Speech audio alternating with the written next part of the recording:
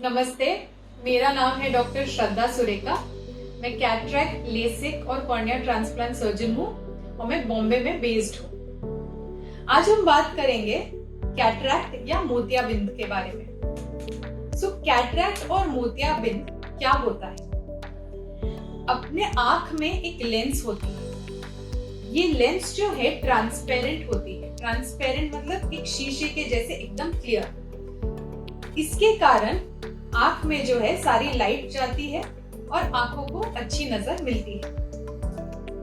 As के साथ ये जो लेंस है ये ट्रांसलूसेंट या इसमें थोड़ी सी धुंधलापन आ जाता है। धुंधलापन आने के कारण आंखों में जो लाइट जाती है वो कम जाती है और व्यक्ति की नजर कम होने लगती है। इसको बोलते हैं कैटरेक्ट या सफेद मोतियाबिंदु। इसको आप झामर या ग्लोकोमा या काला मोतियाबिंद से कंफ्यूज नहीं करेंगे, जिसमें आंख का प्रेशर बढ़ता है। कैटरेक्ट क्यों होता है?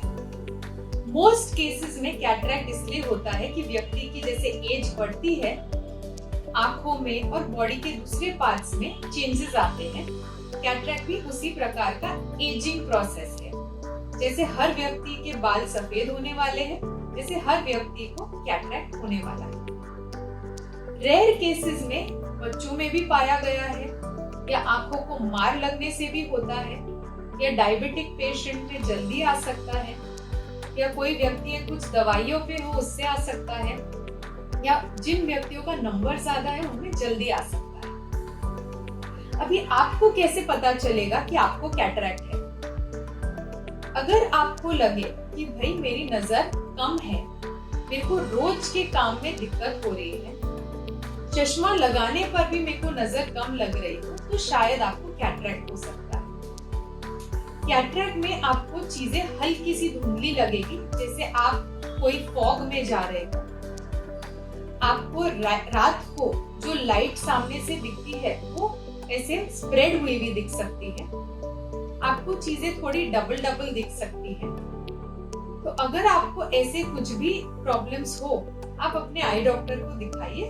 वो देख के आपको बता सकते हैं कि आपको कैटरेक्ट है कि नहीं।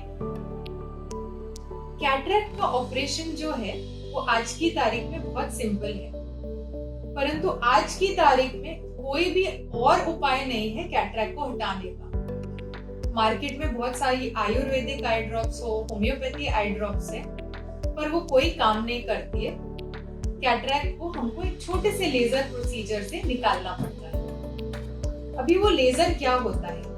वो लेजर एक पेन जैसा इंस्ट्रूमेंट रहता है जो हम हाथ में पकड़ते हैं और हम आंख के अंदर केवल ये टिप को डालते हैं। ये टिप जो है आपके लेंस के एरिया में जाके आपका जो कैटरेक्ट का पार्ट है उसको पिघाल देता है और फिर सक्शन एक्शन से वो जो पिघला हुआ पार्ट है उसको पी जाता है। तो बड़ा कैटरेक्ट हो तो भी वो एक छोटे से कट से निकल जाता है, because of laser which is जिसको बोला है फेको इमल्सिफिकेशन या फेको लेजर। कैटरेक्ट के बाद हम जब ये निकाल देते हैं, हम आंखों में लेंस डालते हैं। वो लेंस अलग अलग टाइप्स के रहते हैं, उससे कुछ हद तक आपका चश्मे का नंबर भी हट जाता है। मेजर जो टाइप के लेंस है वो है मोनोफोकल लेंस या मल्टीफोकल लेंस। मोनोफोकल लेंस में अनुमान रहता है कि हमारा दूर का काफी हद तक चश्मा हट जाएगा। आपको टीवी अच्छे से दिखेगा, ड्राइविंग में शायद दिक्कत ना हो, लेकिन आपको से कंप्यूटर पे काम करना हो या आपको पढ़ना हो या बारीक कोई काम करना हो तो आपको चश्मा लगेगा। मोनोफोकल लेंसेज की विजन क्वालिटी बहुत बढ़िया है एंड मार्केट में आज की तारीख में इंडियन लेंसेज, इंपोर्टेड लेंसेज बहुत सारे अवेलेबल है। इंपोर्टेड लेंसेज ऑफ कोर्स उनका ट्रैक रिकॉर्ड थोड़ा ज्यादा है तो क्वालिटी थोड़ी बेटर है। नाउ मोनोफोकल में जो नेक्स्ट स्टेप आया है वो है डेप्थ ऑफ फोकस लेंसेज। तो मोनोफोकल लेंसेज को जिस हिसाब से डिजाइन किया है उसमें एडिशनल ऐसे फीचर्स डाले हैं जिससे आपको दूर का और इंटरमीडिएट डिस्टेंस का, मतलब कंप्यूटर डिस्टेंस की भी कुछ चीजें और दिखने लगेगी। पर नजदीक के लिए और कुछ बारीक कामों के लिए आपको चश्मा लगेगा। इसको बोलते हैं डेप्थ ऑफ फोकस लेंसेज। आजकल हम सब पेशेंट्स में depth of focus lenses prefer करते हैं बिकॉज मोनोफोकल पे वो एक एडेड एडवांटेज देते हैं और उसका कोई मोनोफोकल के कंपैरिजन में डिसएडवांटेज नहीं है। जो दूसरी लेंसेज है उसको बोलते हैं मल्टीफोकल लेंसेज। मल्टीफोकल लेंसेज में अनुमान रहता है कि आपको दूर का, नजदीक का मतलब पढ़ने का या बारीक काम करने का, और इंटरमीडिएट मतलब कंप्यूटर विजन, वो सब बिना चश्मा दिखेगा। थोड़े बारीक, एकदम बारीक काम के लिए शायद आपको चश्मा लग सकता है। मोनोफोकल लेंसेज बहुत ही अच्छी साउंड करती है कि भाई सब दिखता है, पर उसमें भी कुछ साइड इफेक्ट्स रहते हैं। यदि आप रात को लाइट में जाते हैं तो सामने से आने वाली लाइट फैली सी लगती है, उससे काफी लोगों को जैसे नाइट ड्राइविंग में दिक्कत आ सकती है। तो जिन लोगों में नाइट ड्राइविंग की इच्छा है, जो एक्टिव रहना चाहते हैं, इंडिपेंडेंट रहना चाहते हैं ड्राइविंग के नजरिए से, उनमें अवॉइड करते हैं। जैसे हाउसवाइफ्स हो या रिटायर्ड हो कोई व्यक्ति, तो उनमें हम डाल सकते हैं। साथ ही साथ अगर कोई व्यक्ति के आंख में कोई बीमारी हो, जैसे रेटिना में age related problem, diabetes related problem या ग्लोकोमा, तो हम ये लेंसेज अवॉइड करेंगे। अभी जो लास्ट टाइप की लेंस है उसको बोलते हैं टोरिक लेंस।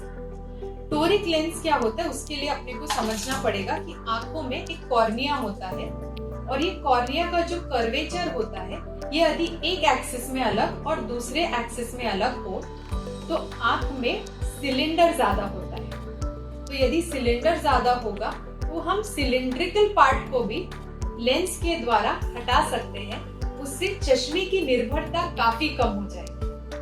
तो इसको बोलते हैं toric lens. And toric monofocal में भी अवेलेबल है और डेप्थ ऑफ फोकस में भी अवेलेबल है और मल्टीफोकल में भी अवेलेबल है। तो यदि आपकी आंख में सिलेंडर ज्यादा है तो हम एडेड एक टोरिक लेंस भी डालेंगे आंख में, जिससे आपका चश्मे का नंबर और कम होता है। सो कैटरेक्ट सर्जरी आज की तारीख में बहुत ही सेफ सर्जरी है।